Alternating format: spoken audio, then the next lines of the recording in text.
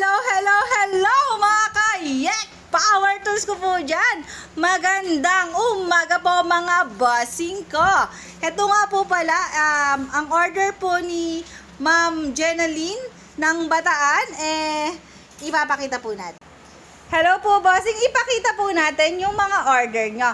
Drill, grinder, jigsaw, auto darkening mask, at ito pong Pojima Relona 300 amperes po natin. Ayan, testingin po natin yung drill. Yung drill po natin, 1,180 watts to 20 volts. May hammer na po yan.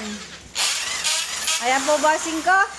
Tapos, sinamahan na po natin siya ng set na bala na rin po bossing ko. Para hindi na po kayo humanap. Pambato po ito. Tapos meron na po siyang kasama ang carbon at yung kinya po.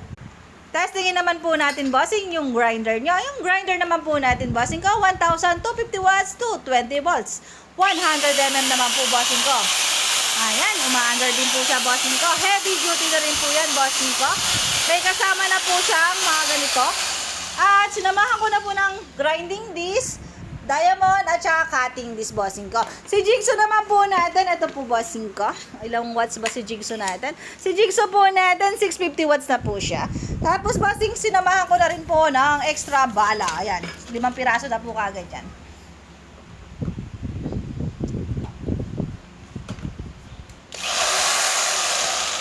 Ayan po bossing, gumagana po siya. Boss, open nyo po ito, lagyan nyo ng AAA na battery, dalawa, para magkaroon po siya ng laser. Ayan bossing ko. Tapos, next naman po natin tong welding machine nyo po, at saka yung auto darkening machine nyo po bossing ko. May kasama na po siyang, nilagyan na po natin ng 2 kilo po ata to, 2.5 na welding rod. Ayan po bossing ko. Syempre may pa-jacket po kayo, pa-Boss Joe sa sticker, at saka yung pambukas po ng alak or ng debote po. Ayan, testingin natin sa labas to. Hello po Ma'am Jenaline ng Bataan. Testingin po natin itong Pojima na Relon 300 amperes po natin.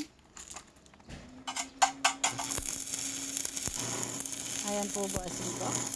Testingin din po natin kung nag-auto dart dito. Ayan po, nag-auto dart po yung ano niya. Napakaganda talaga nitong Relon na Pojima natin. 300 amperes po siya. Ayan, sa mga gusto po mag-avail, message lang po kami. Maraming salamat bossing ko sa pagtangkilik dito sa Yek Power Tools. Tingnan niyo naman po, napakaganda po ng ating welding machine. Maraming salamat po mga bossing ko.